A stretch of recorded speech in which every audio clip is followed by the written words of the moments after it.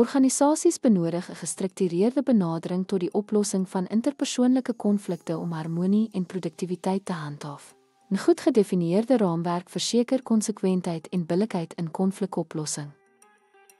Konflikidentifikasie, die bestaan van 'n konflik herken en die oorsake daarvan verstaan. Oop kommunikasie, aanmoediging van dialoog tussen botsende partye om bekommernisse en perspektiewe uit te spreek. Bemiddeling en fasilitering, die gebruik van neutrale derde partye om te help om wederzijds aanvaarbare oplossings te vind. Beleid en riglyne, vestiging van duidelike prosedures vir die hantering van konflikte binne die organisasie.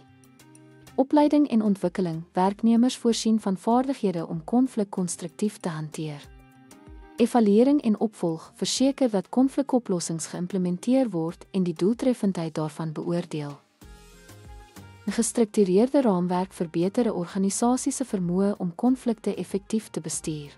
Deur 'n kultuur van oop kommunikasie en billike oplossing te bevorder, kan organisasies geskille verminder en spanwerk verbeter.